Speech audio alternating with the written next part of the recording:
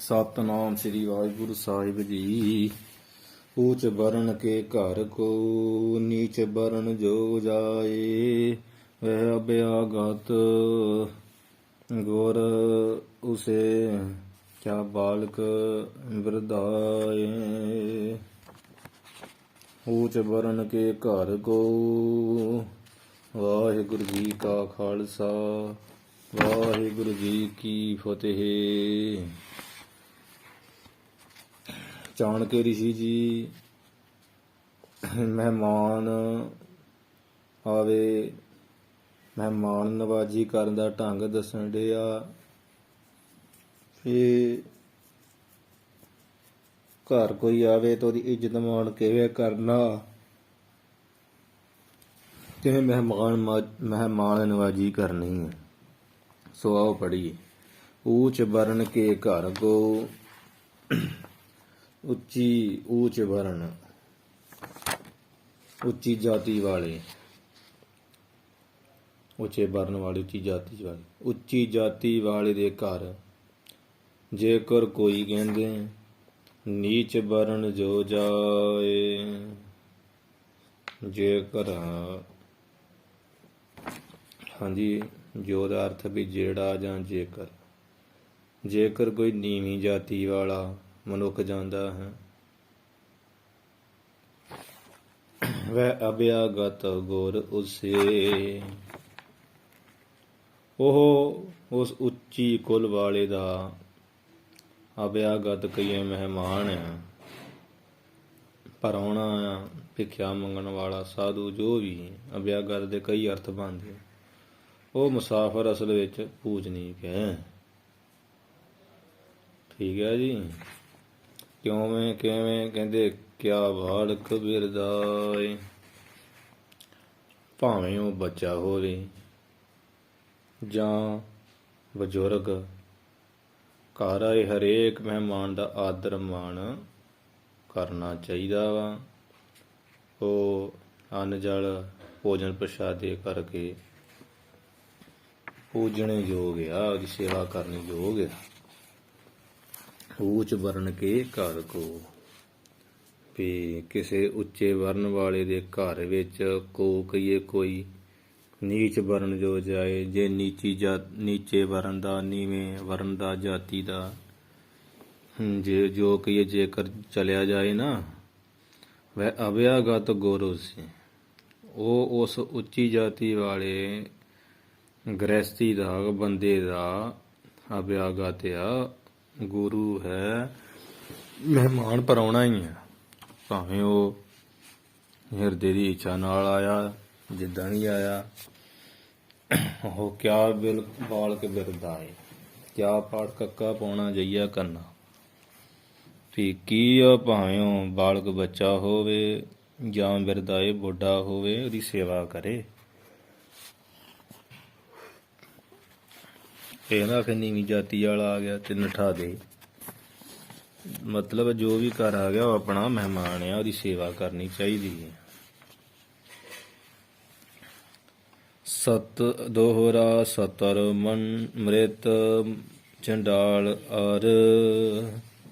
ਇੱਥੇ ਵਿਸਰਾਮ ਦੇਣਾ। ਸਤਰ ਵੈਰੀ ਦੁਸ਼ਮਣ ਹੁੰਦਾ, ਮਿੱਤਰ ਦੋਸਤ, ਚੰਡਾਲ ਤੀਜਾ ਭਾਵ ਨੀਵੀਂ ਜਾਤੀ ਦਾ ਮਨੁੱਖ ਜਿਹੜਾ, ਤੇ ਚੌਥਾ ਕੀ ਆ ਅਰ ਅਤੇ ਤਿੰਨ ਜਾਣੇ ਤੇ ਅਤੇ ਘਾਤੀ ਚੋਰ ਜੋ ਹੋਏ। ਘਾਤੀ ਘਾਤ ਦਾ ਲਾ ਕੇ ਮਾਰਨ ਵਾਲਾ, ਘਾਤੀ ਪੁਰਸ਼ ਦਾ ਲਾ ਕੇ ਮਾਰਨ ਵਾਲਾ, ਦਾਦੂ ਜਾਣਨ ਵਾਲਾ, ਚੋਰ ਹੀ ਸਮਝ ਲਓ। ਘਾਤੀ ਧੋਖਾ ਦੇਣ ਵਾਲਾ ਤੇ ਚੋਰ ਜੋ ਹੋਏ, ਭਾਵੇਂ ਚੋਰ ਵੀ ਕਿਉਂ ਨਾ ਹੋਵੇ। ਠੀਕ ਹੈ। ਚੋਰ ਜੋ ਕਹੀ ਵੀ ਜਿਹੜਾ, ਭਾਵੇਂ ਜੋ ਉਹ ਚੋਰ ਵੀ ਕਿਉਂ ਨਾ ਹੋਵੇ, ਸ਼ਤਰੂ ਹੋਵੇ, ਮਿੱਤਰ ਹੋਵੇ, ਚੰਡਾਲ ਹੋਵੇ। ਨੀਵੀਂ ਜਾਤੀ ਵਾਲਾ ਮਨੁੱਖ ਨੂੰ ਚੰਡਾਲ ਕਹਿੰਦੇ।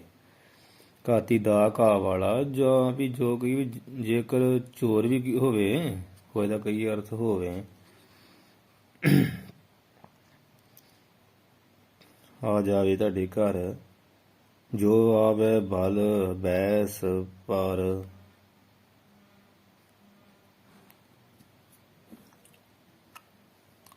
ਬਲ ਬਲ ਪਾਠ ਲੱਲਣ ਸਿਹਾਰੀ। ਘਰ ਵਿੱਚ ਤਾਕਤਵਰ ਜਾਂ ਕਮਜ਼ੋਰ ਮਨੁੱਖ, ਇਹਨਾਂ ਸਭਨਾਂ ਵਿੱਚੋਂ ਕੋਈ ਜੋ ਆਵੇ, ਜੋ ਵੀ ਆ ਜਾਵੇ, ਠੀਕ ਹੈ ਜੀ। ਬੈਸ ਹੁੰਦਾ ਵਾ ਵੀ ਛੋਟੀ ਜਾਤੀ ਦਾ ਮਨੁੱਖ, ਕਮਜ਼ੋਰ। ਹਾਂ, ਜੋ ਆਵੇ ਬਲ, ਇੱਕ ਦੇ ਬਲ ਵਾਲਾ, ਇੱਕ ਹੁੰਦਾ ਬੈਸ। ਬੈਸ ਦਾ ਅਰਥ ਆ ਛੋਟੀ ਜਾਤੀ ਵਾਲਾ, ਕਮਜ਼ੋਰ। ਤੇ ਵੀ ਤਾਕਤਵਰ ਜਾਂ ਕਮਜ਼ੋਰ ਵੀ ਮਨੁੱਖ, ਇਹਨਾਂ ਸਭਨਾਂ ਵਿੱਚੋਂ ਕੋਈ ਵੀ ਆ ਜਾਵੇ ਨਾ, ਇਹ ਸਭ ਅਭਿਆਗਤ ਸੋਏ। ਇਹ ਸਾਰੇ ਅਭਿਆਗਤ ਮਹਿਮਾਨ ਆ ਆਪਣੇ। ਅਭਿਆਗਤ ਦਾ ਸਾਧੂ ਵੀ ਹੁੰਦਾ, ਭਿੱਖਿਆ ਮੰਗਣ ਵਾਲੇ ਨੂੰ ਅਭਿਆਗਤ, ਪ੍ਰਾਹੁਣੇ ਨੂੰ, ਮਹਿਮਾਨ ਨੂੰ। ਜੇ ਸਾਰੇ ਆਪਣੇ ਅਭਿਆਗਤ ਲੋੜਵੰਦ ਵੀ ਹੁੰਦਾ, ਅਤਿਥੀ। ਇਹ ਸਾਰੇ ਆਪਣੇ ਅਤਿਥੀ ਆ, ਮੁਸਾਫਰ ਆ, ਆਪਣੇ ਪ੍ਰਾਹੁਣਿਆਂ ਦੀ ਤਰ੍ਹਾਂ ਮਹਿਮਾਨ ਨਵਾਜੀ ਇਹਨਾਂ ਦੀ ਕਰੇ। ਇਹਨਾਂ ਨੂੰ ਘਰ ਆਇਆ ਮਾਣ ਸਤਿਕਾਰ ਨਾਲ ਰੋਟੀ ਪਾਣੀ ਛਕਾਵੇ, ਮਹਿਮਾਨ ਨਵਾਜੀ ਕਰੇ। ਇਸ ਪ੍ਰਕਾਰ ਚੱਲੇ ਤੇ ਜੋ ਕਰਨਾ ਤੇ ਬੜਾ ਔਖਾ। ਚੋਰ ਆ ਕੇ ਤੇ ਕੁੱਟ ਮਾਰ ਦੇਣਾ। ਮਤਲਬ ਇਹ ਅਚਾਨਕ ਹੀ ਤਾਂ ਬਹੁਤ ਵੱਡੀ ਗੱਲ ਆ ਵੀ ਘਰ ਆਏ ਦੀ ਇੱਜ਼ਤ ਕਰੇ। ਘਰ ਆਏ ਵੈਰੀ ਨੂੰ ਵੀ ਜਿਹੜਾ ਉਹਨੂੰ ਫਿਟਕਾਰਨਾ ਨਹੀਂ ਚਾਹੀਦਾ, ਠੀਕ ਹੈ ਜੀ। ਵੀ ਭਾਰਤ ਵਿੱਚ ਇੱਕ ਪੁਰਾਤਨ ਰੀਤ ਸੀਗੇ, ਜਦੋਂ ਲੰਗਰ ਰੋਟੀ ਤਿਆਰ ਹੋਵੇ ਉਦੋਂ ਪਹਿਲਾਂ ਪੇੜਾ ਪਰਮਾਤਮਾ ਦੇ ਨਾਮ ਉੱਪਰ ਕੱਢਣਾ। ਉਹ ਗੁੰਨੇ ਹੋਏ ਆਟੇ ਦੇ ਪਿੱਛੇ ਲਾ ਲੈਂਦੇ। ਹਾਂਜੀ, ਜਦੋਂ ਸਾਰੀ ਰੋਟੀ ਪੱਕ ਜਾਂਦੀ, ਫਿਰ ਉਹ ਪੇੜੇ ਦੀ ਰੋਟੀ ਸੰਸਾਰ ਦਾ ਮਾਲਕ ਦੇ ਨਾਮ ਉੱਪਰ ਕਿਸੇ ਲੋੜਵੰਦ ਨੂੰ ਦੇਣੀ। ਜੇ ਕੋਈ ਮੰਗਤਾ ਗਰੀਬ ਅਭਿਆਗਤ ਸਾਧੂ ਅਤਿਥੀ ਨਾ ਮਿਲੇ ਤੇ ਰੱਬ ਦੇ ਨਾਮ ਉੱਪਰ ਗਊ ਨੂੰ ਖਵਾ ਦੇਣੀ। ਜੇ ਗਊ ਵੀ ਨਾ ਮਿਲੇ, ਕੁੱਤੇ ਨੂੰ ਪਾ ਦੇਣੀ। ਕੁੱਤਾ ਪਸ਼ੂ ਨਾ ਮਿਲੇ ਤਾਂ ਜਾਨਵਰਾਂ, ਕੀੜੇ ਆਦਿ ਨੂੰ ਪਾ ਦੇਣੀ। ਹਾਂਜੀ, ਤੇ ਇਸ ਨੂੰ ਜਿਹੜਾ ਨਾ ਬਲੀ ਵੈਸ ਜਿਹੋ ਜਿਹਾ ਕਰਮ ਕਿਹਾ ਜਾਂਦਾ ਹੈ ਇਸ ਚੀਜ਼ ਨੂੰ।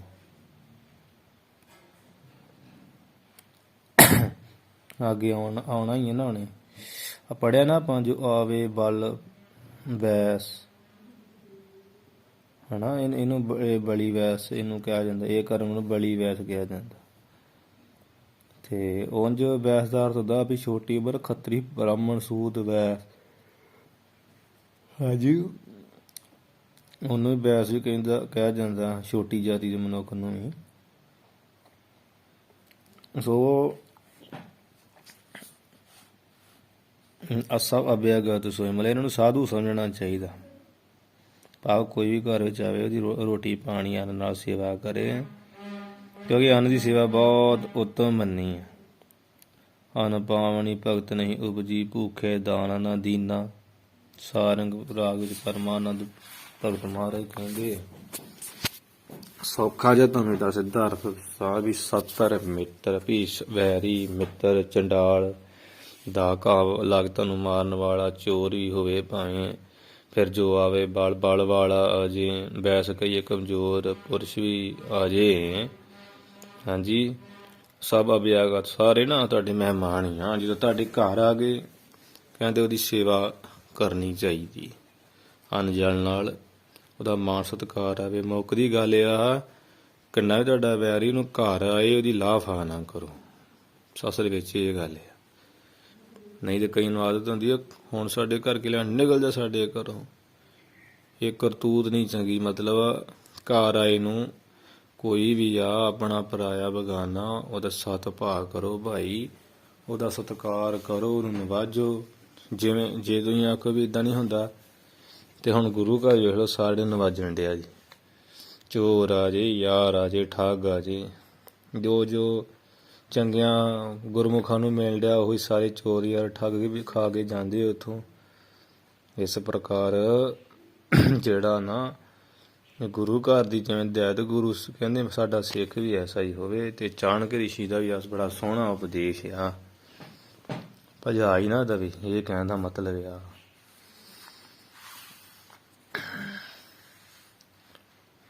ਹੁਣ ਹੋਰ ਅੱਗੇ ਜਿਹੜਾ ਖੋਲ ਰਹੇ ਆ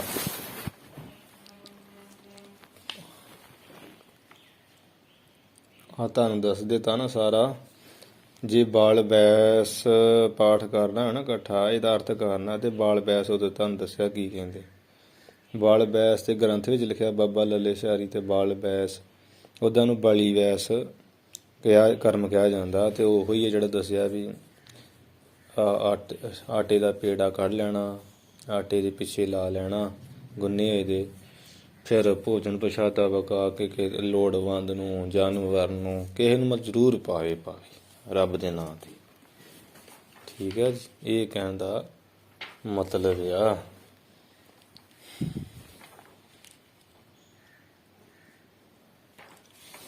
ਹੁਣ ਅੱਗੇ ਸੁਣੋ।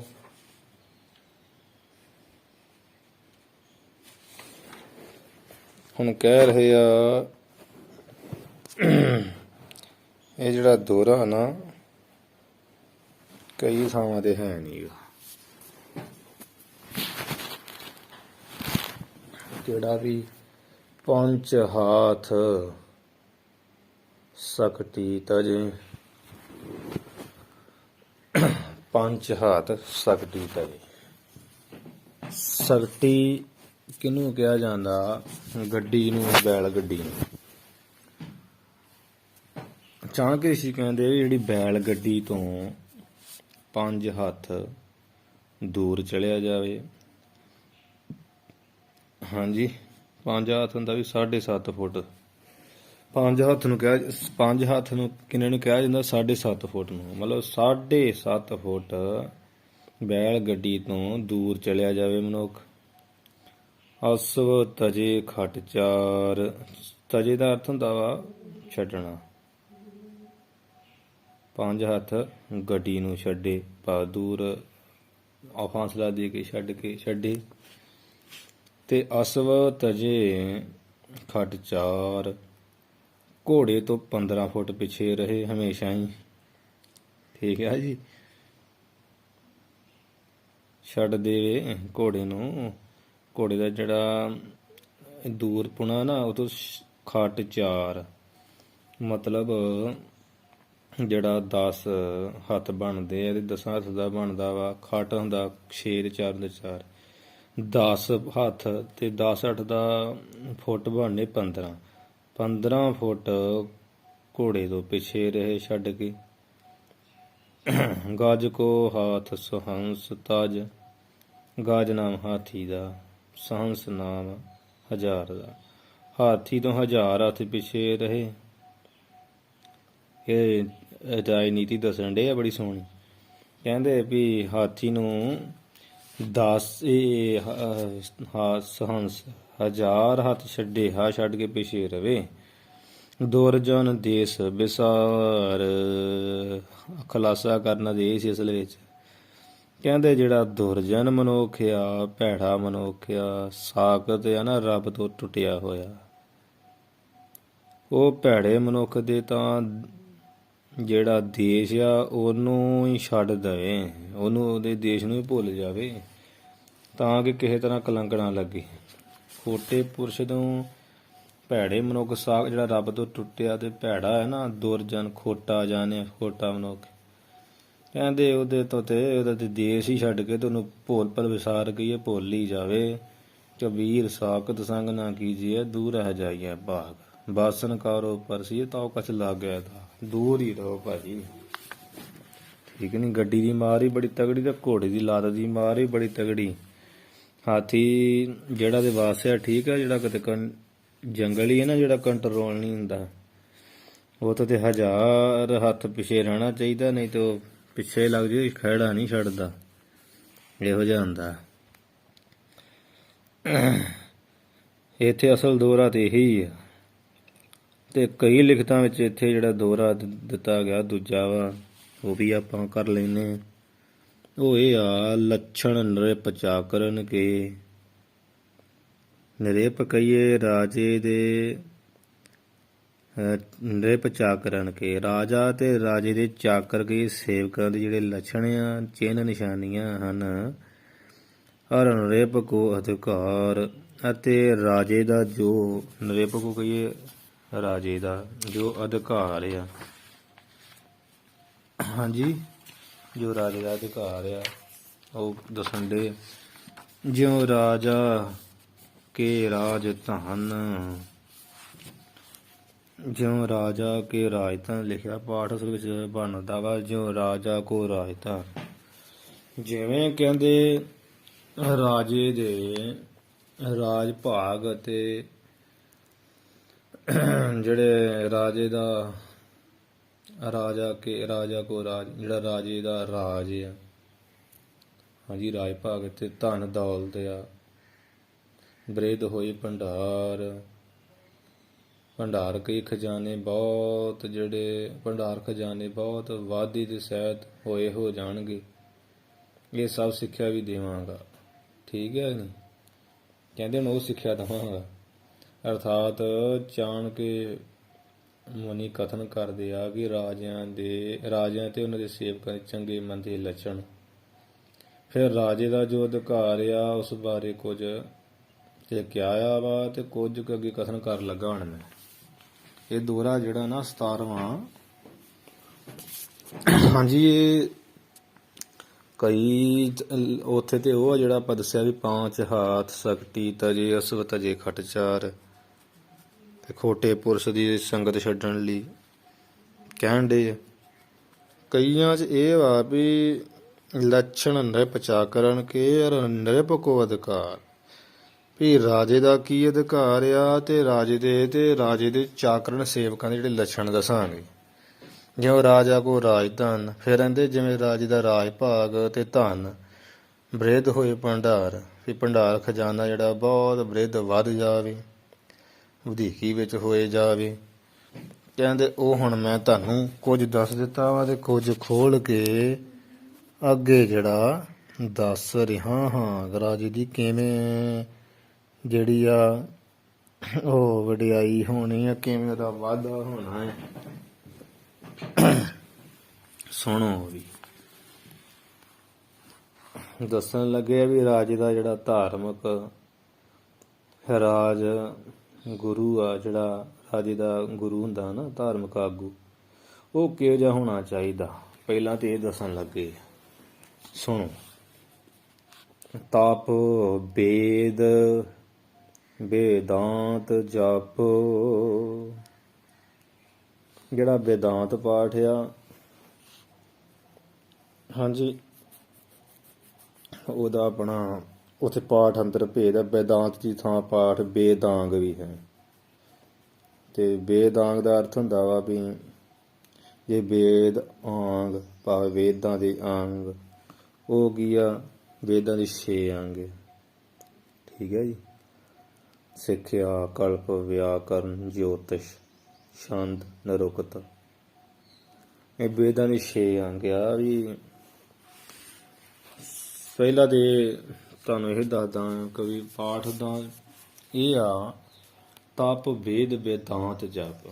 ਆਪਾਂ ਇਹਦਾ ਅਰਥ ਕਰੀਏ, ਤਪ ਹੁੰਦਾ ਤਪੱਸਿਆ ਕਰਨ ਵਾਲਾ, ਤੇ ਵੇਦ ਹੁੰਦਾ ਵੇਦ ਪਾਠੀ, ਵੇਦਚਾਰੀ ਆ, ਤੇ ਵੇਦਾਂਤ ਹੁੰਦਾ ਜਿਹੜਾ ਵੇਦਾਂ ਦਾ ਅੰਤ ਹੈ ਨਾ, ਉਹ ਕੀ ਆ, ਬ੍ਰਹਮ ਕਾਂਡ, ਗਿਆਨ ਕਾਂਡ, ਉਸ ਸਿਧਾਂਤ ਨੂੰ ਜਾਣਨ ਵਾਲਾ। ਜਪ ਫਿਰ ਕਿਸੇ ਮੰਤਰ ਦਾ ਜਾਪ ਕਰਨ ਵਾਲਾ, ਗਾਇਤਰੀ ਮੰਤਰ, ਜੋ ਵੀ ਮੰਤਰ ਹੈ, ਇੰਦਰ ਮੰਤਰ, ਸ਼ਿਵ ਜੀ ਮੰਤਰ, ਬ੍ਰਹਮਾ ਮੰਤਰ, ਕੋਈ ਵੀ ਹੋਵੇ, ਉਹ ਫਿਰ ਜਾਪ ਕਰਨ ਵਾਲਾ। ਹੋਮ ਦਾ ਜਿਹੜਾ ਹਵਨ ਨਹੀਂ ਹੁੰਦਾ, ਹਵਨ ਜਗ ਆਦਿ ਵਿੱਚ ਸਮੱਗਰੀ ਹਵਨ ਕਰਨ ਵਾਲਾ ਹੈ। ਧਾਰਮਿਕ ਆਗੂ ਪਰਾਇਣ ਹੋਏ, ਪਰਾਇਣ ਨਾਮ ਆਸਰੇ ਦਾ, ਤੇ ਹੋਏ ਨਾਮ ਹੋਣ ਯੋਗ ਹੋਣ ਲਾਇਕ ਦਾ। ਅਰਥ ਦਾ ਇਹ ਸਿੱਧਾ ਜਿਹਾ ਸੌਖਾ ਜਿਹਾ ਉਹ ਇਹ ਅਰਥ ਬਣਦਾ ਵਾ ਕਿ ਤਪੱਸਿਆ ਕਰਨ ਵਾਲਾ, 4 ਵੇਦਾਂ ਨੂੰ ਦਾ ਪਾਠੀ, ਫਿਰ ਵਿਦਾਂਤ ਨੂੰ ਜਾਣਨ ਵਾਲਾ, ਵੇਦਾਂ ਦੇ ਅੰਤ ਸਿਧਾਂਤ ਨੂੰ ਜਾਣਨ ਵਾਲਾ, ਜਾਪ ਕਰਨ ਵਾਲਾ ਕਿਸੇ ਮੰਤਰ ਦਾ, ਫਿਰ ਹੋਮ ਹਵਨ ਜਗ ਆਦਿਕ ਦੇ ਪਰਾਇਣ ਕਹੀਏ, ਜਿਹੜਾ ਆਸਰੇ ਰਹਿੰਦਾ ਹੋਏ, ਤਤਪਰ ਰਹਿੰਦਾ ਹੋਵੇ। ਪ੍ਰਾਣ ਦਾ ਤਤਪਰ ਤੇ ਆਸਰਾ ਹੁੰਦਾ, ਉਹਦੇ ਤਤਪਰ ਆਸਰੇ ਰਹਿੰਦਾ ਹੋਵੇ। ਆਸ਼ੀਰਵਾਦ ਜੋ ਦੇ ਨਿਤ, ਫਿਰ ਜੋਗ ਜਿਹੜਾ ਨਿਤ ਹਮੇਸ਼ਾ ਹੀ ਸਭ ਨੂੰ ਆਸ਼ੀਰਵਾਦ, ਚੰਗੀਆਂ ਦੁਆਵਾਂ, ਸ਼ੁਭ ਦੁਆਵਾਂ ਦੇ ਕੇ ਦੇਣਾ ਕਰਦਾ ਹੈ। ਰਾਜ ਪਰੋਹਤ ਸੋਏ, ਉਹ ਹੀ ਸੋਏ ਦਾ ਕਹੀਏ, ਉਹ ਹੀ ਅਸਲ ਵਿੱਚ ਰਾਜੇ ਦਾ ਪੁਰੋਹਿਤ, ਰਾਜ ਬ੍ਰਾਹਮਣ ਗੁਰੂ ਹੈ। ਉਹੀ ਧਾਰਮਿਕ ਆਗੂ ਰਾਜ ਦਾ ਸਹੀ ਆ, ਜਿਹੜਾ ਵਿਦਿਆ ਜਾਣਨ ਵਾਲਾ ਵਾ, ਵਿਦਿਆਵਾਨ ਹੋਵੇ, ਨਿਤਨੇਮ ਦਾ ਪਾਠੀ ਹੋਵੇ, ਅਗਨੀ ਵਿੱਚ ਆਹੂਤੀਆਂ ਦਿੰਦਾ ਹੋਵੇ, ਜੋ ਸਦਾ ਰਾਜ ਨੂੰ ਸੀਸਾਂ ਦੇਵੇ, ਕਿਸੇ ਕਾਰਨ ਵੀ ਰਾਜ ਦਾ ਬੁਰਾ ਨਾ ਚਿਤ ਹੋਏ, ਰਾਜ ਦਾ ਮਾੜਾ ਨਾ ਸੋਚੇ, ਸੋ ਰਾਜ ਦਾ ਪੁਰੋਹਿਤ ਕਹਾਉਣ ਦੇ ਯੋਗ ਆ, ਉਹਨੂੰ ਰਾਜ ਦਾ ਪੁਰੋਹਿਤ ਆਪਾਂ ਮੰਨ ਸਕਦੇ ਹਾਂ। ਹਾਂਜੀ,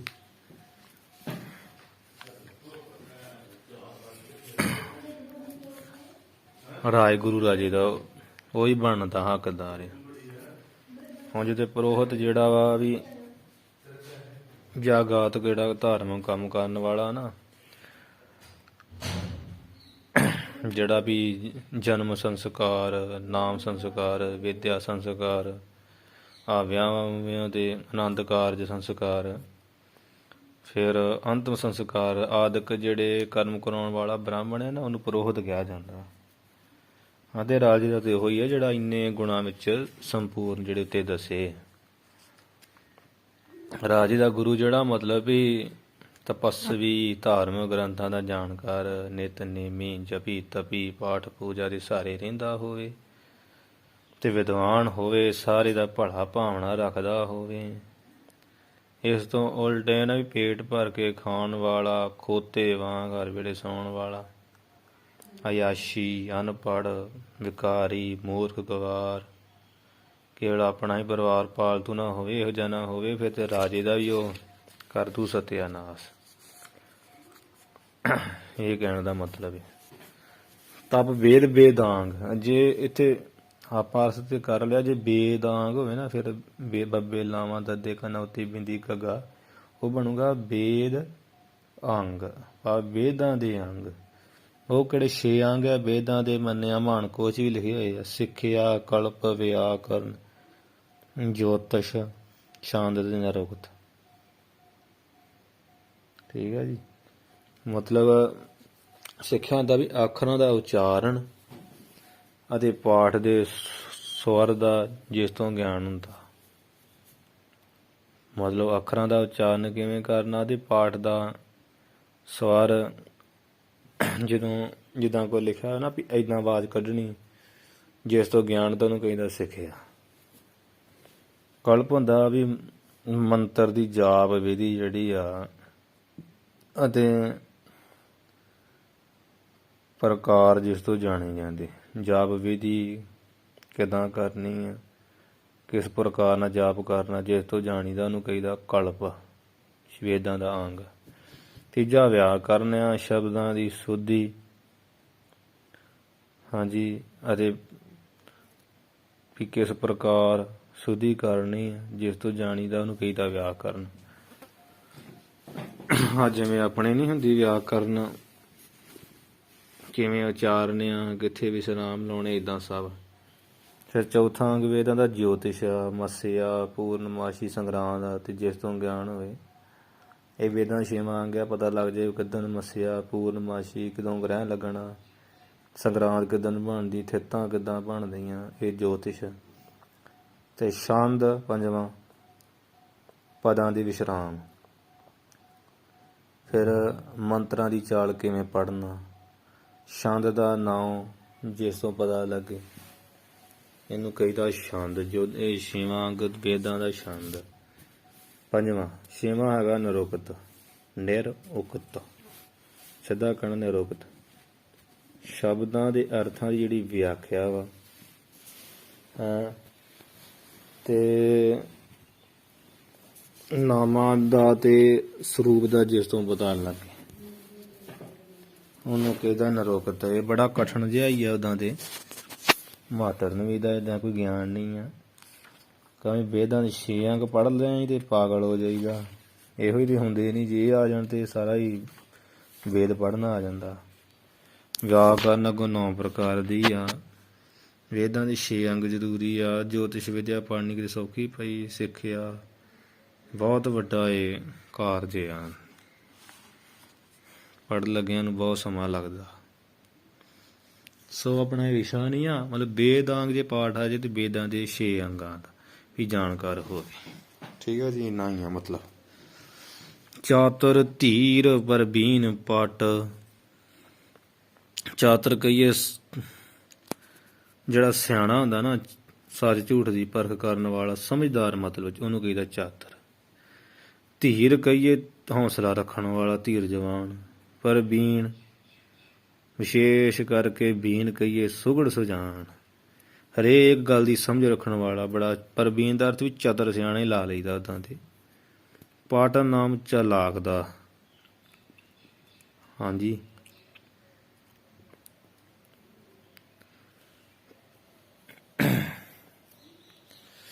ਪਾਟਨ ਨਾਮ ਕਹਿੰਦਾ ਜਿਹੜਾ ਪਾਟਨ ਨਾਮ ਦਾ ਬਸਤਰ ਦਾ ਹੁੰਦਾ, ਭਾਵ ਬਸਤਰ ਪਹਿਨਣ ਵਿੱਚ ਜੋ ਹੁਸ਼ਿਆਰ ਹੋਵੇ। ਸਿੱਧਾ ਅਰਥ ਚਾਲਾਕ। ਹੁਣ ਕਹਿੰਦੇ ਆ ਵੀ ਰਾਜੇ ਨੂੰ ਆਪਣਾ ਜਿਹੜਾ ਸਲਾਹਕਾਰ ਵਜ਼ੀਰ ਰਿਹਾ ਉਹ ਕਿਹੋ ਜਿਹਾ ਰੱਖਣਾ ਚਾਹੀਦਾ, ਉਹ ਵੀ ਸੁਣੋ। ਕਹਿੰਦੇ ਚਾਤਰ ਧੀਰ ਪਰਬੀਨ ਪਟ, ਜੋ ਸਿਆਣਾ, ਧੀਰਜਵਾਨ, ਫਿਰ ਪਰਬੀਨ ਸੁਘੜ, ਹਰੇਕ ਗੱਲ ਦੀ ਸਮਝ ਰੱਖਣ ਵਾਲਾ, ਤੇ ਪਟ ਕਹੀਏ ਐ ਤਟਪਟ, ਹਰੇਕ ਗੱਲ ਸਮਝ ਕੇ ਕਰਨ ਵਾਲਾ, ਚਲਾਕ ਮਤਲਬ। ਕਰੇ ਜਥੋ ਕਤ ਬਾਤ। ਜਥੋ ਜਥ ਤੇ ਹੋੜ ਜੇ ਨਿਕਲਿਆ ਊੜਾ, ਜਥ ਉਕਤ। ਜਥਾ ਉਕਤ ਭਾਵ ਜਿਵੇਂ ਜੋਗ ਹੋਵੇ। ਜਥਾ ਦਾ ਜਿਸ ਤਰ੍ਹਾਂ, ਉਕਤ ਭਾਵ ਕਥਨ ਹੈ। ਜੈਸੀ ਉਕਤੀ ਜੈਸੀ ਕਥਨੀ, ਪਰ ਜਿਵੇਂ ਠੀਕ ਹੋਵੇ ਤੇ ਉਵੇਂ ਜਿਹੜੀ ਨਾ ਗੱਲਬਾਤ ਕਰੇ, ਜਿਵੇਂ ਠੀਕ ਮਨ। ਦੂਸਰੇ ਦਿਲ ਦੀ ਦੁੱਖ ਤਕਲੀਫ ਪੀੜਾ ਸਮਝਣ ਵਾਲਾ ਹੋਵੇ। ਠੀਕ ਹੈ, ਬੜੇ ਤਰੀਕੇ ਨਾਲ, ਜਿਸ ਤਰ੍ਹਾਂ ਉਕਤ ਕਹੀਏ ਜਥੋਕਤ ਬਾਤ ਕਰੇ, ਜਿਸ ਤਰ੍ਹਾਂ ਉਕਤੀ ਕਥਨ ਕਰਨੀ, ਗੱਲ ਬਣਦੀ ਉਵੇਂ ਕਰੇ। ਹਾਂਜੀ, ਪਰ ਹਾਰਦ ਕੋ ਜਾਣ ਨਹੀਂ, ਪਰ ਰਾਏ ਦੀ ਜਿਹੜੀ ਹਾਰਦ ਆ। ਹਾਂਜੀ, ਪਰ ਹਾਰਦ ਭਾਵ ਪਰ ਨਾਮ ਪਰਾਏ ਦਾ, ਹਾਰਦ ਨਾਮ ਹਿਰਦੇ ਦਾ ਵਾ। ਠੀਕ ਹੈ, ਦਿਲ ਮਨ ਕਹਿ ਲਓ, ਮਤਲਬ ਦੂਸਰੇ ਦੇ ਦਿਲ ਦੀ ਜਾਣੇ ਕਿ ਜਾਣਦਾ ਹੋਵੇ, ਜਾਣਨ ਵਾਲਾ ਹੋਵੇ, ਸਮਝਣ ਵਾਲਾ ਹੋਵੇ। ਵਹੁ ਬਸੀਠ ਉਸਤਾਦ। ਬਸੀਠ ਨਾਮ ਉਹਦਾ ਵਕੀਲ ਦਾ, ਉਸਤਾਦ ਦਾ। ਠੀਕ ਹੈ ਜੀ, ਵਕੀਲ ਨਾਮ ਦਾ, ਬਸੀਠ ਨਾਮ ਵਕੀਲ ਦਾ, ਉਸਤਾਦ ਨਾਮ ਸਮਝਦਾਰ ਸਿਆਣਾ ਜਾਂ ਗੁਰੂ ਨੂੰ ਕਹਿੰਦੇ ਆ। ਕਹਿੰਦੇ ਵਹਿ ਵਾਹੋ, ਵਵਾ ਹਾਹੇ ਔਂਕੜਾ, ਵਾਹੋ ਉਹੋ ਹੀ ਭਾਈ ਵਕੀਲ ਆ। ਬਸੀਠ ਉਹ ਵਕੀਲ, ਉਹੀਓ ਉਸਤਾਦ ਗੁਰੂ ਹੈ।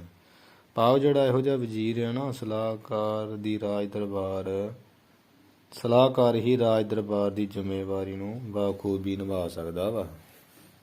ਰਾਜੇ ਦਾ ਇਹ ਫਰਜ਼ ਬਣਦਾ ਕਿ ਇਹ ਸੋਚ ਸਮਝ ਕੇ ਅਜਿਹੇ ਸਲਾਹਕਾਰ ਰੱਖੇ ਜੋ ਦੇਸੀ ਕੌਮੀ ਜ਼ਿੰਮੇਵਾਰੀ ਨੂੰ ਬਾਖੂਬੀ ਨਿਭਾ ਸਕਦੇ ਹੋਣ, ਤੇ ਜਿਨ੍ਹਾਂ ਦੀ ਕਾਰਗੁਜ਼ਾਰੀ ਤੋਂ ਜਨਤਾ ਵੀ ਖੁਸ਼ ਹੋਵੇ ਠੀਕ ਹੈ ਜੀ। ਰਾਜ ਭਾਗ ਵੀ ਮਾਣ ਮਰਿਆਦਾ ਵਿੱਚ ਕਾਇਮ ਰਹੇ। ਹਾਂਜੀ, ਇਸ ਤਰ੍ਹਾਂ ਉਹਨੂੰ ਕਰਨਾ। ਇਹ ਵਜ਼ੀਰ ਰੱਖੇ। ਪਹਿਲਾਂ ਤੇ ਉਹਦਾ ਵੀ ਧਾਰਮਿਕ ਆਗੂ ਦੱਸਿਆ ਵਾ, ਹੁਣ ਦੱਸਣ ਤੇ ਆ ਵੀ ਵਜ਼ੀਰ ਕਿਹੋ ਜਿਹਾ ਹੋਣਾ ਚਾਹੀਦਾ। ਕਹਿੰਦੇ ਵਜ਼ੀਰ ਤੇ ਵੀ ਚਤਰ ਸਿਆਣਾ, ਜੋ ਮਨੁੱਖ ਹਰ ਕੰਮ ਵਿੱਚ ਚਤਰ ਸਿਆਣਾ ਵਾ, ਧੀਰਜਵਾਨ ਆ, ਫਿਰ ਬੜਾ ਵੀ ਸੁਘੜ ਆ, ਪੱਟ ਵਸਤਰ ਪਹਿਨਣ ਵਿੱਚ ਵੀ ਬੜਾ ਚਲਾਕ ਆ, ਮਤਲਬ ਨਾ ਪਾਟੇ 'ਚ ਪਾਈ ਫਿਰੇ। ਫਿਰ ਜਥੋਕਤ, ਹਾਂਜੀ, ਯਥਾਵਕਤ ਪਾਜੋਗ, ਜੋ ਠੀਕ ਗੱਲਬਾਤ ਕੋਈ ਗੱਲਬਾਤ ਜੋ ਕਰਨੀ ਚਾਹੀਦੀ ਉਹ ਕਰਦਾ ਹੋਵੇ। ਪਰਾਏ ਦੇ ਹਾਰ ਦੇ ਕੋ ਜਾਣ, ਪਰਾਏ ਦੇ ਹਿਰਦੇ ਦੀ ਜਾਣਦਾ ਹੋਵੇ, ਚਿੱਤ ਦੀ ਗੱਲ ਜਾਣਦਾ ਹੋਵੇ, ਦੁੱਖ ਸੁੱਖ ਸਮਝੇ ਕਿਸੇ ਦਾ, ਉਹੀ ਉਹ ਵਸੀਠ ਵਜ਼ੀਰ ਆ, ਉਹੀ ਉਹ ਉਸਤਾਦ ਆ, ਉਹੀ ਸਹੀ ਸਮਝਦਾਰ ਆ, ਸਿਆਣਾ ਆ। ਐਵੇਂ ਨਹੀਂ ਅੱਗ ਰਾਜਾ ਆਪ ਭੂਕਾ ਹੋਇਆ ਹੋਵੇ ਤਾਂ ਤੇਲ ਪਾਉਣ ਵਾਲਾ ਵਜ਼ੀਰ ਨਾ ਹੋਵੇ। ਉਹਨੂੰ ਸਮਝਾਵੇ, ਨਿਆਂ ਦੀ ਗੱਲ ਕਰੇ, ਕੋ ਨਿਆਂ ਦੀ ਗੱਲ ਨਾ ਕਰੇ। ਜਿਹੜੀ ਗੱਲ ਬਣਦੀ ਉਹ ਕਰੇ, ਜਿਹੜੀ ਨਹੀਂ ਬਣਦੀ ਉਹ ਨਾ ਕਰੇ, ਸਗੋਂ ਰਾਜੇ ਨੂੰ ਵੀ ਸਮਝਾਵੇ। ਉਹ ਰਾਜੇ ਦਾ ਭਲਾ ਸੋਚ ਸਕਦਾ।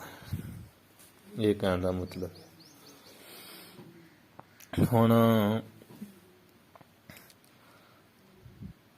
ਹੁਣ ਪਾਠ ਦੁਹਰਾ ਰਿਹਾ। ਹੁਣ ਸ਼ਾਸਤਰ ਗੇਯ ਸੁਚਾਰ ਅਰ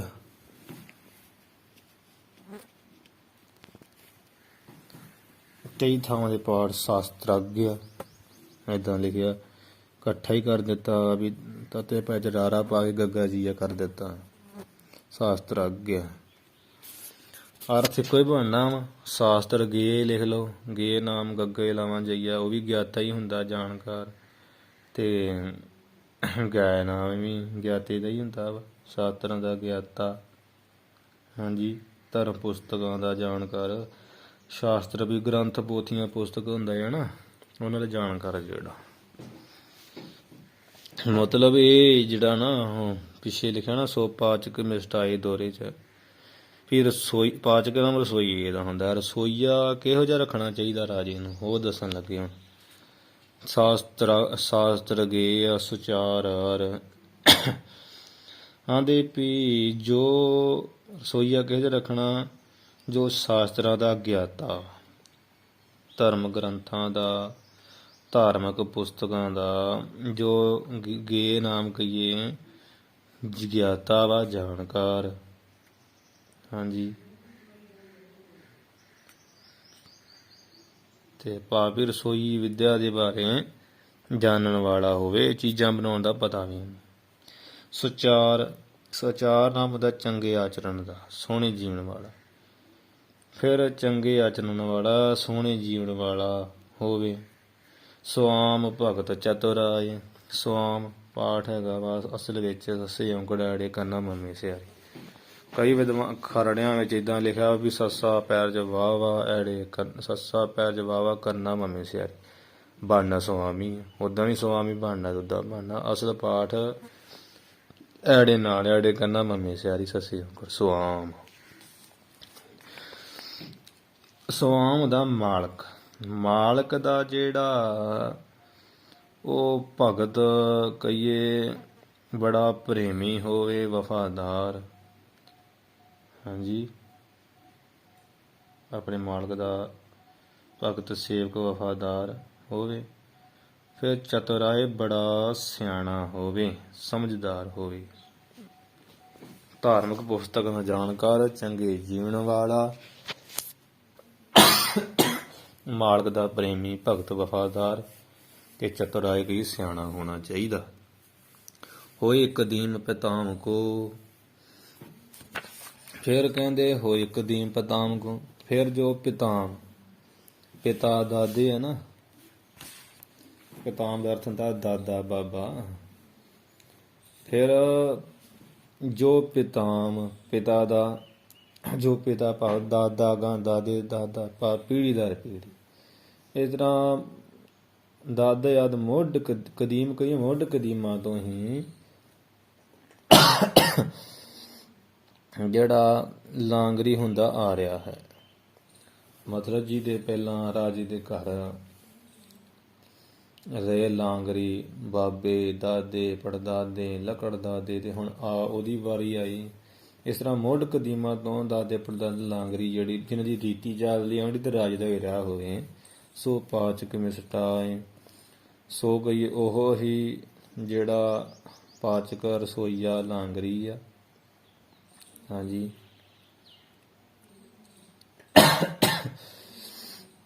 ਰਸੋਈ ਤਿਆਰ ਕਰਨ ਵਾਲਾ ਰਸੋਈਆ ਲਾਂਗਰੀ ਬਾਵਰਚੀ ਆ।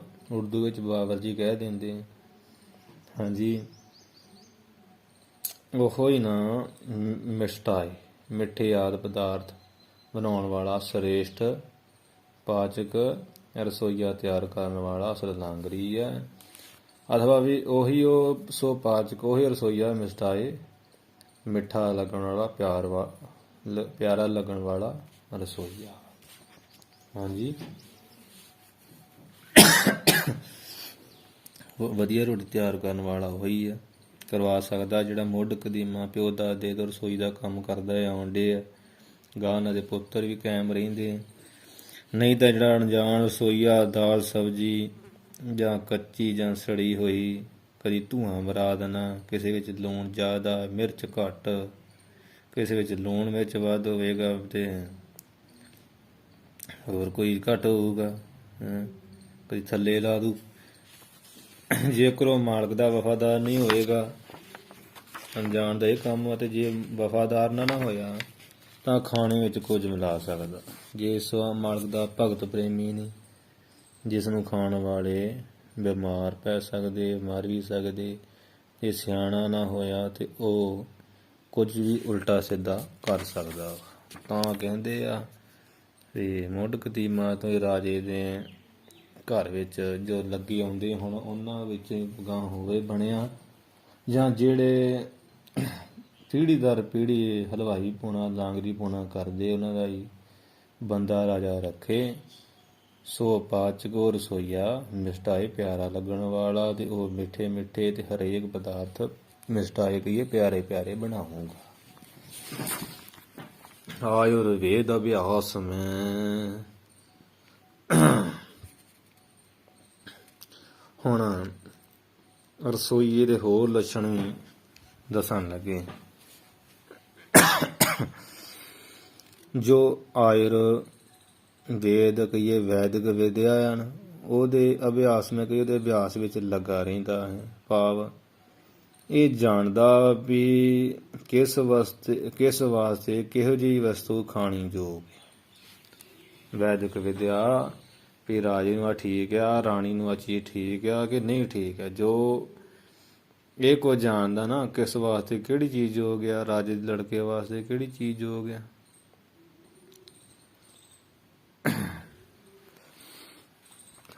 ਤੇ ਸਭ ਪ੍ਰਿਯਦਰਸ਼ੀ ਹੋਏ, ਅਤੇ ਸਭ ਕਹੀਏ ਜੋ ਸਾਰਿਆਂ ਨੂੰ ਪ੍ਰਿਯਦਰਸ਼ੀ, ਪ੍ਰਿਯ ਕਹੀਏ ਪਿਆਰ ਦੀ, ਦਰਸ਼ੀ ਕਹੀਏ ਦ੍ਰਿਸ਼ਟੀ, ਜਿਹੜਾ ਨਾ ਪਿਆਰ ਦੀ ਦ੍ਰਿਸ਼ਟੀ ਨਾਲ ਦੇਖਣ ਵਾਲਾ। ਦਰਸ਼ੀ ਨਾਮ ਹੁੰਦਾ ਦੇਖਣ ਵਾਲਾ, ਜੋ ਭਾਵ ਪ੍ਰੇਮ ਦੀ ਦ੍ਰਿਸ਼ਟੀ ਨਾਲ ਦੇਖਦਾ ਸਾਰਿਆਂ ਨੂੰ, ਐ ਸੜਿਆ ਬਲਿਆ ਹੀ ਨਾ ਹੋਵੇ, ਆਕਿਆ ਨਾ ਕੁਝ ਪਾਪ ਪੂਤ ਦੇਵੇ।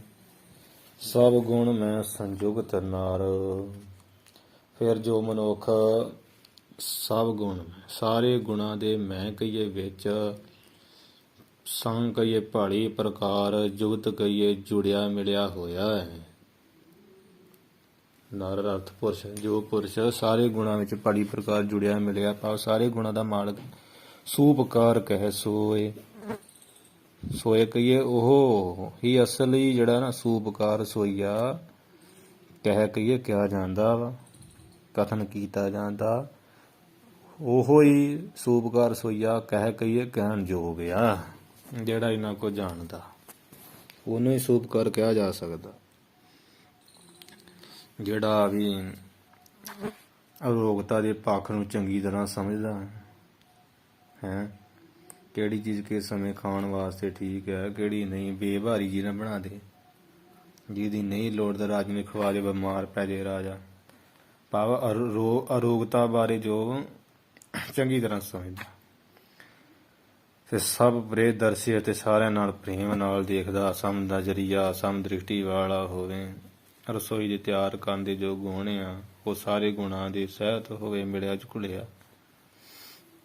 ਐਸਾ ਜੋ ਸਾਰੇ ਗੁਣਾਂ ਵਿੱਚ ਮਿਲਿਆ ਪੁਰਸ਼ ਆ ਉਸੇ ਨੂੰ ਰਸੋਈਆ ਕਹਿ ਕਹੀਏ ਕਿਹਾ ਜਾ ਸਕਦਾ, ਕਹਿਣ ਯੋਗ ਆ ਕਹਿੰਦੇ ਹਨ। ਮਤਲਬ ਇਹ ਹੁੰਦਾ ਵਾ ਵੀ ਰੋਟੀ ਪਾਣੀ ਜਿਹੜਾ ਤਿਆਰ ਕਰਨ ਵਾਲਾ ਸਮੇਂ ਜਿਹਦੀ ਨਜ਼ਾਕਤ ਨੂੰ ਪਛਾਣ ਕੇ ਨਾ ਤੇ ਅਗਰ ਰੋਟੀ ਪਾਣੀ ਤਿਆਰ ਕਰਦਾ ਤੇ ਬਿਨਾਂ ਕਿਸੇ ਪੱਖਪਾਤ ਦੇ ਗੁੱਸੇ ਨਾਲ ਛੱਡ ਕੇ ਗਿਲੇ ਇੱਕ ਸਮਾਨ ਸਭ ਨੂੰ ਆਦਰ ਮਾਣ ਨਾਲ ਬਿਠਾ ਕੇ ਰੋਟੀ ਪ੍ਰਸ਼ਾਦਾ ਛਕਾਉਂਦਾ, ਉਹੀ ਉਹ ਸਹੀ ਮਾਇਨੇ ਵਿੱਚ ਰਸੋਈਆ ਕਹਾਉਣ ਦੇ ਹੱਕਦਾਰ ਆ, ਜਿਹੜਾ ਭੇਦ ਦ੍ਰਿਸ਼ਟੀ ਨਹੀਂ ਰੱਖਦਾ। ਰਾਜਾ ਆ ਗਿਆ ਦੇਤੀ, ਦੂਜੇ ਆ ਕੇ ਤੇ ਭੱਜ ਕੇ ਪੈ ਗਿਆ, ਹੁਣੇ ਤੇ ਮੈਂ ਸਿਆਪਾ ਕਰਕੇ ਹਟਿਆ। ਉਹ ਸਿੱਖ ਇਤਿਹਾਸ 'ਚ ਜਿਵੇਂ ਹੁੰਦਾ ਨਾ ਵੀ ਲਾਂਗਰੀ ਕਿਹਨੂੰ ਕਿਹਾ ਜਾਂਦਾ, ਅਸਲ ਵਿੱਚ ਦਸਵੇਂ ਪਾਤਸ਼ਾਹ ਨੇ ਸਿੱਖਿਆ ਦਿੱਤੀ ਕਿ ਦਸਵੇਂ ਗੁਰੂ ਕਲਗੀਧਰ ਪਿਤਾ ਨੇ ਜਦੋਂ ਇੱਕ ਵਾਰ ਸਿੱਖਾਂ ਵੱਲੋਂ ਵੱਖ-ਵੱਖ ਚਲਾਏ ਜਾ ਰਹੇ ਲੰਗਰ ਸੀ ਤੇ ਉਹਨਾਂ ਦੀ ਪਰਖ ਵਾਸਤੇ ਭੇਸ ਬਦਲ ਕੇ ਮਹਾਰਾਜ ਚਲੇ ਗਏ। ਉਹਨਾਂ ਵਿੱਚੋਂ ਕੇਵਲ ਭਾਈ ਸਾਹਿਬ ਭਾਈ ਨੰਦ ਲਾਲ ਹੀ ਪਾਸ ਹੋਏ ਸੀ, ਜਿਨ੍ਹਾਂ ਨੇ ਉਹ ਗੁਰਪ੍ਰਤਾਪ ਸਾਖੀ ਆਉਂਦੀ ਸੀ, ਕਿਆ ਮਹਾਰਾਜ ਲਿਹੋ ਅਬੇਹ ਹਾਜ਼ਰ ਹਾਜ਼ਰ ਹੈ ਅਪਰ ਤਿਆਰ ਹੋਵਤ ਜੇ ਬਹਿ। ਮਹਾਰਾਜ ਹੋਰ ਤਿਆਰ ਹੋ ਜਾਂਦਾ, ਜਿਹੜਾ ਬਿਆ ਉਹ ਨਹੀਂ ਤੁਹਾਨੂੰ ਦੇਣਾ, ਹੁਣੇ ਹਾਜ਼ਰ ਹੋ ਜਾਂਦਾ ਸੱਚਾ ਪਾਤਸ਼ਾਹ। ਤੇ ਗੁਰੂ ਸਾਹਿਬ ਨੇ ਬੜੀ ਬਖਸ਼ਿਸ਼ ਕੀਤੀ ਸੀ, ਨੰਦ ਲਾਲ ਭਾ ਹਮਰੋ ਦਾਤਾ ਭਾਵ ਭਗਤ ਸੰਤਨ ਮਨ ਰਾਤਾ। ਪ੍ਰੇਮਾ ਭਗਤੀ ਵਿੱਚ ਸੰਤਾਂ ਨਾਲ ਇਹਦਾ ਮਨ ਰਤਿਆ ਹੈ ਨੰਦ ਲਾਲ ਦੇ ਰਾਹ, ਤੇ ਨੰਦ ਲਾਲ ਤੂੰ ਤੇ ਸਾਡਾ ਦਾਤਾ ਹੈ। ਗੁਰੂ ਸਾਹਿਬ ਨੇ ਇੰਨੀ ਵਡਿਆਈ ਦਿੱਤੀ ਸੀ, ਦਾਤੇ ਮਹਾਰਾਜ ਤੇ ਭਾਈ ਨੰਦ ਲਾਲ ਨੂੰ ਕਹਿ ਦਿੱਤਾ। ਤੇ ਗੁਰੂ ਘਰ ਵਿੱਚ ਇਸ ਤੋਂ ਉਲਟ ਸਿੱਖਾਂ ਸੰਗਤਾਂ ਨਾਲ ਠੀਕ ਵਰਤਾਓ ਨਾ ਕਰਨ ਵਾਲੇ ਭਾਈ ਸੋਭਾ ਰਾਮ ਨੂੰ ਦੇਖ ਲਓ ਰਿਛ ਦੀ ਝੂਣ ਭੁਗਤਣੀ ਪਈ। ਭਾਈ ਸੋਭਾ ਰਾਮ ਜਿਹੜਾ ਸੀ ਭਾਈ ਕੀਰਤਨੀ ਦਾ ਪਿਤਾ ਗੁਰੂ ਤੇਗ ਬਹਾਦਰ ਸਾਹਿਬ ਜੀ ਦੀ ਸੇਵਾ ਕਰਦਾ ਸੀ, ਪਰ ਬਾਹਰੋਂ ਆਏ ਗੁਰਸਿੱਖਾਂ ਨਾਲ ਠੀਕ ਵਰਤਾਓ ਨਾ ਕਰਦਾ। ਇਸੇ ਕਰਕੇ ਉਸਨੂੰ ਇਹ ਰਿਛ ਜੂਨ 'ਚ ਜਨਮ ਲੈਣਾ ਪਿਆ ਤੇ ਮਦਾਰੀਆਂ ਦੇ ਇਸ਼ਾਰਿਆਂ ਤੇ ਨੱਚਦਾ ਰਿਹਾ ਸੀ, ਬੜੀ ਬੁਰੀ ਹਾਲਤ ਹੋਈ ਸੀ। ਇੱਕ ਠੀਕ ਵਰਤਾਓ ਨਾ ਕਰਨੇ ਵਾਸਤੇ ਲਾਂਗਰੀ ਸੀ ਗੁਰੂ ਘਰ ਦਾ। ਤੇ ਅਖੀਰੀ ਅਨੰਦਪੁਰ ਸਾਹਿਬ ਗੁਰੂ ਗੋਬਿੰਦ ਸਿੰਘ ਮਹਾਰਾਜ ਜੀ ਦੇ ਦਰਬਾਰ 'ਚ ਪੁੱਜਣੇ ਕਰਕੇ ਗੁਰੂ ਗੋਬਿੰਦ ਸਿੰਘ ਮਹਾਰਾਜ ਦੀ ਬਖਸ਼ਿਸ਼ ਨਾਲ ਰਿਛ ਜੂਨ ਤੋਂ ਛੁਟਕਾਰਾ ਹੋਇਆ ਸੀ। ਤੇ ਜਦੋਂ ਪੁੱਤਰ ਨੇ ਪੁੱਛਿਆ ਸੀ ਵੀ ਮਹਾਰਾਜ ਇਹ ਕੀ ਕੌਤਕ ਵਰਤਿਆ, ਤੇ ਗੁਰੂ ਸਾਹਿਬ ਨੇ ਦੱਸਿਆ ਸੀ ਕਿ ਭਾਈ ਸੁਣ ਤੋ ਬਿਤ ਨੇ ਕਰ ਕ੍ਰੋਧ ਕਨੇਰਾ ਝਿਰਕਨ ਕੀਨ ਸਿੱਖ ਤਿਸ ਬੇਰਾ ਗੁਰ ਸਿੱਖੀ ਕੋ ਲੇਸ਼ ਨਾ ਤੋ ਹੈ ਅਬ ਸਰੀਰ ਦੀਸ਼ ਕੋ ਹੋ। ਵੀ ਤੇਰੇ ਪਿਤਾ ਵਿੱਚ ਭਾਈ ਬੜਾ ਕ੍ਰੋਧ ਸੀ ਕਰਦਾ ਏ, ਇੱਕ ਸਿੱਖ ਵਿਚਾਰ ਨੂੰ ਝਿੜਕਿਆ ਕਿ ਕੀ ਤੂੰ ਰੇਸ਼ ਵਾਂਗੂ ਉਛਲਦਾ, ਤੇ ਉਹ ਕਿਣਕਾ ਪ੍ਰਸ਼ਾਦਾ ਲੈ ਕੇ ਚਲਿਆ ਗਿਆ ਸੀ। ਸਿੱਖ ਤੇ ਭਲਾ ਮਾਨਸ, ਪਰ ਗੁਰਸਿੱਖੀ ਦੀ ਜਿਹੜੀ ਲੇਸ਼ ਮਾਤਰ ਵੀ ਨਹੀਂ ਸੀ ਤੇਰੇ ਪਿਤਾ ਨੂੰ ਲਾਗ ਲੱਗੀ। ਤੇ ਸੁਬਤੇ ਸੇਦੀ ਸਭ ਬਚਨ ਨਿਕਲੇ ਸਨ ਵੀ ਅਬੇ ਸਰੀਰ ਰੀਸ ਕੋ ਹੋਏ, ਵੀ ਤੇਰਾ ਹੁਣੇ ਸਰੀਰ ਰਚਦਾ ਹੋਵੇ ਤੋ ਤਾਂ ਹੋਇਆ। ਜੂਨ ਛੁੱਟੀ ਅੱਜ। ਇਸ ਪ੍ਰਕਾਰ ਨਾ ਜਿਹੜਾ ਮਤਲਬ ਰਸੋਈਆ ਹਜਾ ਹੋਵੇ ਸਾਰਿਆਂ ਨਾਲ ਸਾਰੇ ਗੁਣਾਂ ਸੰਯੁਕਤ ਰੋਟੀ ਪਾਣੀ ਦੇ ਸੰਬੰਧ ਵਿੱਚ ਵੀ, ਤੇ ਸਾਰਿਆਂ ਨੂੰ ਇੱਕ ਨਜ਼ਰ ਨਾਲ ਵੇਖੇ, ਰਾਜ ਤੋਂ ਡਰਦਾ ਨਾ ਉਹਨੂੰ ਖਵਾਈ ਜਾਵੇ ਤੇ ਦੂਜਿਆਂ ਦੀ ਵੈਰ ਵਿਰੋਧੀ ਨਾ ਹੋਵੇ। ਆਯੁਰਵੇਦ ਜਿਹੜਾ ਇਹ ਵੈਦਿਕ ਵਿਦਿਆ ਗ੍ਰੰਥ ਆ ਤੇ ਅਸ਼ਵਨੀ ਕੁਮਾਰ ਇਹਦਾ ਆਚਾਰੀਆ ਮੰਨਿਆ ਗਿਆ, ਜਿਨ੍ਹਾਂ ਤੋਂ ਇੰਦਰ ਦੇਵਤੇ ਨੇ ਵਿਦਿਆ ਪੜ੍ਹੀ। ਇੰਦਰ ਨੇ ਧਨਵੰਤਰ ਵੈਦ ਨੂੰ ਸਿਖਾਈ ਅੱਗੇ। ਇਹ ਜਿਹੜਾ ਅਥਰਵਣ ਵੇਦ ਉਹਦਾ ਉਪਵੇਦ ਆ। ਤੇ ਇਹ ਜਿਹੜਾ ਆਯੁਰਵੇਦ ਆ ਉਮਰ ਸੰਬੰਧੀ ਵੈਦ ਹੈ ਤੇ ਅਰੋਗਤਾ ਦੇ ਸੰਬੰਧ ਵਿੱਚ ਵੇਦ ਆ। ਜਿਹੜਾ ਆਯੁਰਵੇਦ ਆ ਨਾ ਕਿ ਇਹਦੇ ਵਿੱਚ ਸਾਰਾ ਦੱਸਿਆ ਵਾ ਇਹ ਵੈਦਿਕ ਵਿਦਿਆ ਤੇ ਹਕੀਮਾਂ ਦੀ ਵਿਦਿਆ ਸਰੀਰ ਨੂੰ ਨਿਰੋਗ ਰੱਖਣ ਵਾਸਤੇ। ਸੋ ਇੱਥੇ ਆਪਣਾ ਅੱਜ ਚੌਥਾ ਜਿਹੜਾ ਅਧਿਆਇ ਇਹ ਸਮਾਪਤ ਹੋ ਚੁੱਕਾ ਗੁਰੂ ਮਹਾਰਾਜ ਦੀ ਕਿਰਪਾ ਨਾਲ। ਏਤ ਸ੍ਰੀ ਚਾਣਕੈ ਰਾਜਨੀਤ ਗ੍ਰੰਥੇ ਨਾਮ ਚਤੁਰਥੋ ਅਧਿਆਏ। ਏਤ ਕਹੀਏ ਇੱਥੇ ਸ੍ਰੀ ਕਹੀਏ ਸ਼੍ਰੋਮਣੀ ਸੁਭਾਏਮਾਨ ਜੋ ਚਾਣਕੇ ਰਾਜਨੀਤੀ ਗ੍ਰੰਥਿਆ, ਚਾਣਕੇ ਰਾਜਨੀਤੀ ਨਾਮੇ ਗ੍ਰੰਥਿਆ, ਉਹਦਾ ਚਤੁਰਥੋ ਅਧਿਆਇ ਚੌਥਾ ਅਧਿਆਇ ਜਿਹੜਾ ਇਤੀ ਕਹੀਏ ਸਮਾਪਤ ਹੁੰਦਾ ਹੈ। ਗੁਰੂ ਮਹਾਰਾਜ ਕਿਰਪਾ ਕਰਨ ਕੱਲ੍ਹ ਆਪਾਂ ਪੰਜਵਾਂ ਅਧਿਆਇ ਪ੍ਰਾਰੰਭ ਕਰਾਂਗੇ। ਕਥਾ ਕਰਦਿਆਂ ਪਾਠਾਂ ਦੀ ਸੋਧ ਸਧਾਈ ਕਰਦਿਆਂ ਫਿਰ ਹੀ ਹੁਣ ਤਾਈਆਂ ਰਹਿ ਜਾਂਦੀਆਂ, ਕਿਉਂਕਿ ਆਪਾਂ ਪੂਰੇ ਗਿਆਨੀ ਨਹੀਂ ਆ ਕਿ ਕਿੱਥੇ ਕੀ ਪਾਠ ਬਣਦਾ। ਚਲੋ ਜਿੰਨੀ ਕੁ ਸਮਝ ਪੈਂਦੀ ਆਪ ਜੀ ਨੂੰ ਦੱਸ ਦਈਦਾ ਹੈ। ਭੁੱਲਾਂ ਚੁੱਕਾਂ ਦੀ ਜਿਹੜੀ ਖਿਮਾ ਕਰਨੀ ਜੀ। ਇੱਥੇ ਅੱਜ ਜਿਹੜੀ ਆਪਾਂ ਸਮਾਪਤੀ ਜਿਹੜੀ ਕਰੀਏ ਚੌਥੇ ਅਧਿਆਇ ਦੀ ਅਖੀਰਲੀਆਂ ਤੁਕਾਂ ਜਿਹੜੀਆਂ ਪੜ੍ਹ ਲਈਏ।